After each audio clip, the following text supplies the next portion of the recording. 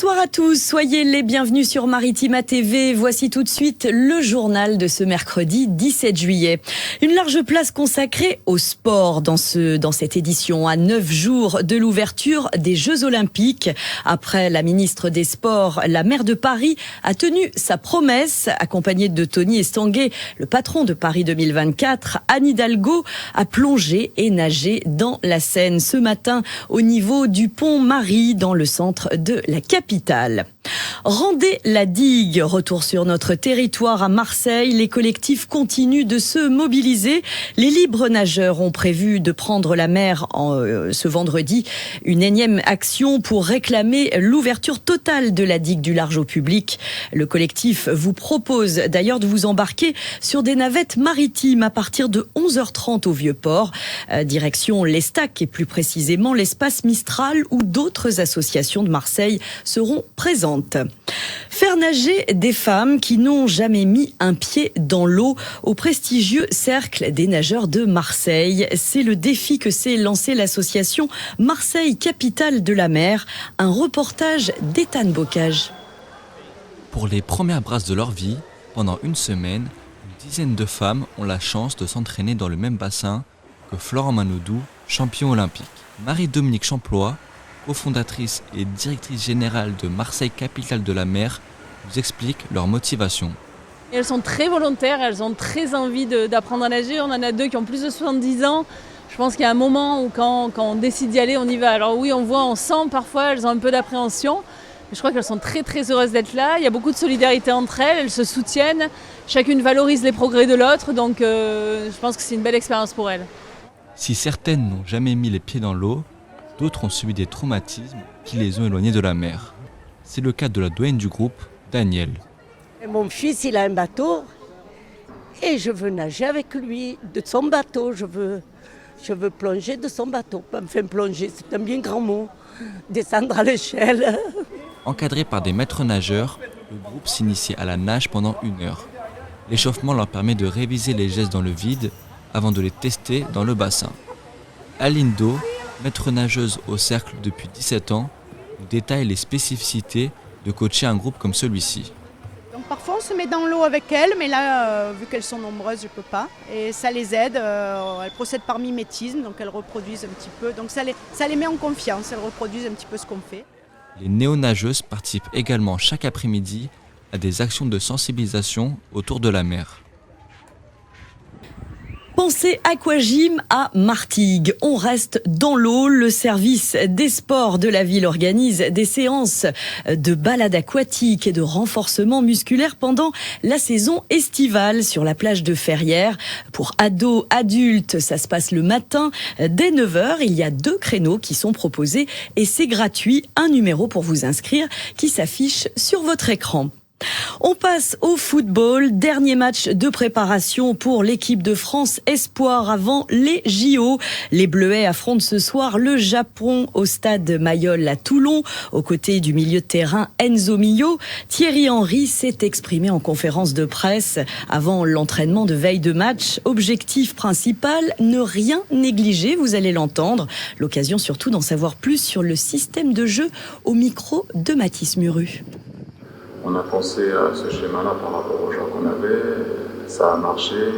Après, tu vas essayer de chercher des joueurs qui peuvent évoluer dans ce schéma-là, mais après aussi à toi de montrer aux autres qu'ils peuvent aussi jouer dans n'importe quelle position, comme on a pu terminer le match contre la Red Dome, où c'est des milieux devant, c'est une sentinelle en 10, c'est Andy Diouf qui écarte.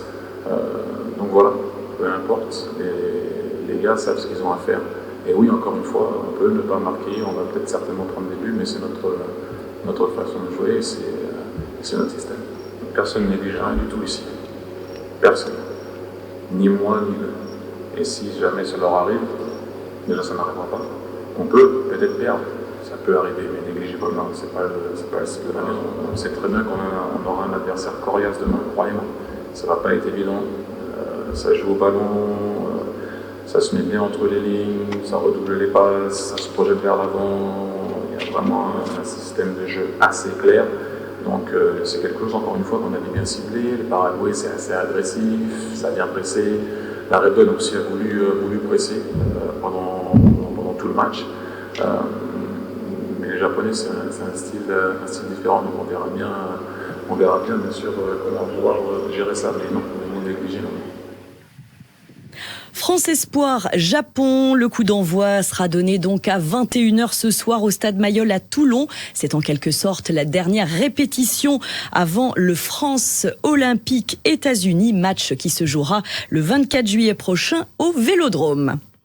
Martigues passe en mode JO, on y reste. Je vous l'avais dit, les JO ont la part belle dans ce journal. À moins de 2 semaines du lancement des épreuves, la ville organise des Olympiades pour les enfants des centres sociaux et des maisons de quartier à Julien-Olive comme à la base nautique de Tholon. On rappelle que Martigues est labellisée Terre de Jeux 2024. Elle accueille des délégations de voile, de BMX, de natation ou encore de breakdance.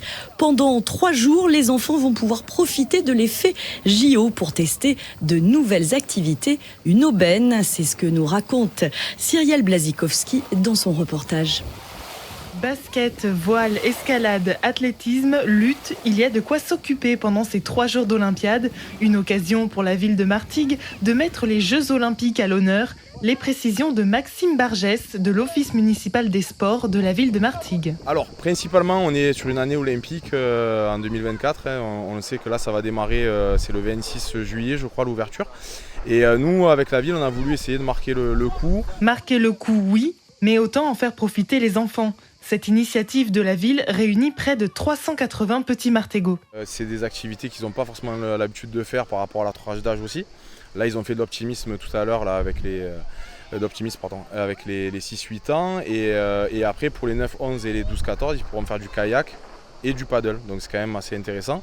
Ils font de l'escalade, ils n'ont pas forcément l'habitude d'en faire non plus. Et tous les sports d'opposition, c'est-à-dire le combat de sabre, on va appeler ça comme ça, en mousse, c'est pas des activités qu'ils ont l'habitude de faire forcément dans les associations, etc. La lutte aussi. Donc on va essayer effectivement de leur faire découvrir ces activités un petit peu novatrices, quoi. Aujourd'hui, à la base nautique de Tholon, le groupe des 6-8 ans a pu tester l'optimiste, le basket et l'escalade. J'ai fait la voile. Qu'est-ce que t'en as pensé ? C'était trop bien. J'avais toute l'eau qui me tapait sur le visage et tout. C'est la première fois que tu faisais du bateau ? Oui. Et alors ? C'est trop bien. Mon frère, il en a déjà fait, mais moi, j'en ai jamais fait. Qu'est-ce que tu as fait aujourd'hui ? Du basket. Eh ben, il faut pas courir avec le ballon, il faut dribbler et il faut taper le ballon au sol et le plus mieux c'est de marquer des points. Est-ce que tu veux bien me dire ce que tu as préféré faire aujourd'hui ? L'escalade. Pourquoi ? Parce que c'est comme l'acrobranche et c'est trop bien. Là on est en train de faire l'acrobranche.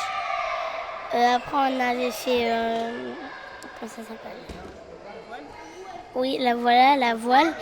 Et après l'acrobranche, je pense qu'on va faire la trottinette. Et qu'est-ce que tu as préféré jusque-là ? L'acrobranche. Pourquoi ? Parce qu'on peut monter haut. J'aime bien grimper alors que les autres activités qu'on fait, c'est pas le genre que j'aime le plus. T'as pas trop aimé la voile ? Si, mais je préfère l'escalade. Et cet après-midi, c'était trottinette. Dès demain, les groupes changent d'activité. Les enfants auront droit à une grosse session sport collectif avant de tester les sports d'opposition.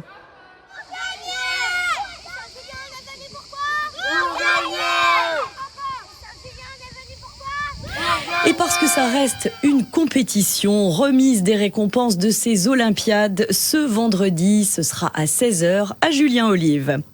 Régulièrement, durant l'été, on vous invite à revoir certains de nos reportages. De quoi ravir aujourd'hui les amateurs de brousse du Rove.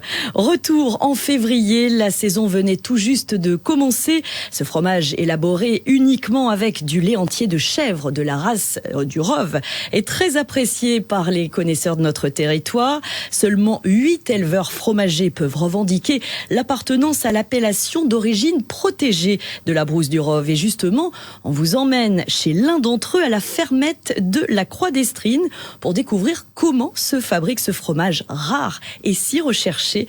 Voyez et revoyez ce reportage signé Rémi Reponti. Allez, D'abord, il faut faire les présentations avec la chèvre du Rove, car il n'y a pas de brousse du Rove sans chèvre du Rove. Bernard Thoron est éleveur fromager à Saint-Julien-les-Martigues. C'est une race qui a débarqué avec la création de la cité phocéenne, avec les Grecs. Donc c'est une race qui est née ici en fait, qui s'est adaptée ici, avec les conditions particulièrement difficiles de sécheresse, de canicule, de Mistral. On la reconnaît à ses cornes qui sont torsadées et qui montent en lyre sur sa tête. Cette race a pour particularité de faire un lait extrêmement riche, extrêmement doux, extrêmement crémeux, qui est différent du lait de chèvre qu'on connaît tous et qui nous permet de faire donc des produits laitiers, enfin des fromages extraordinaires. Dans la brousserie, le lait chauffé patiemment exhale tous les parfums des collines où les chèvres sont allées paître. Pendant le parcours, elles mangent un petit peu de tout ce qu'elles peuvent glaner, c'est-à-dire de la salse pareille, du chêne blanc, du chêne vert, du romarin, qui donne donc la richesse et le parfum au lait. Arrivé à une température de 69 degrés, on ajoute au lait un peu de vinaigre blanc. Petit à petit, le lait se caille en brousse. Et voilà la brousse. Il faut alors l'égoutter dans les petits tubes dans lesquels la brousse du Rove sera vendue. Pour un litre de lait, on fait 5 brousses. Voilà. Donc, vous voyez, là, on a eu 12 litres hier. Ce qui fait que oui, c'est des privilégiés qui vont manger les premières brousses. Bien estampillées de leur étiquette AOP jaune et rouge, les brousses du Rove de Bernard Thoron sont vendues 1,50 € pièce tous les samedis matins au marché de Saint-Julien-les-Martigues. Voilà, tu les as eues tes brousses. Et notez qu'il est possible de passer une journée en compagnie de Bernard Thoron et de ses chèvres du Rove à la fermette de la Croix d'Estrines dans le cadre de l'animation Berger d'un jour. Vous pouvez vous inscrire et réserver sur le site de l'Office de tourisme de Martigues. Le ciné plein air a repris du service à Istres hier soir après le film d'animation Les Rois de la Glisse au Prépaou. Hier soir, c'était un gros succès pour la première. Eh bien, ce sera au tour des crevettes pailletées, cette comédie à succès, de prendre place sur la plage du Ranquet. Notez bien, le mardi de la semaine prochaine à 21h45. Ces séances ciné donc se déroulent à la tombée de la nuit en plein air, comme je vous le disais, jusqu'au 21 août. Istres toujours et coup d'envoi demain des Jeudis étoilés. Une manifestation toujours très appréciée. Le thème choisi cette année pour les feux d'artifice, les étoiles du sport. On y revient. De 1970 à 2020, 60 ans d'exploits sportifs. Rendez-vous demain à 22h30 sur les rives de l'étang de l'Olivier pour un focus années 70 de Nadia Comaneci au Roi Pelé. À Martigues, n'oubliez pas, ce soir, les Fadas remettent ça à la base nautique de Tholon. Deuxième veillée avec la compagnie Opus. Les Arts de la rue vous attendent à 21h30 au village des Fadas. Profitez-en. Et puis avant de passer à la météo, eh bien, sachez que le risque incendie reste toujours très élevé en ce moment dans la région.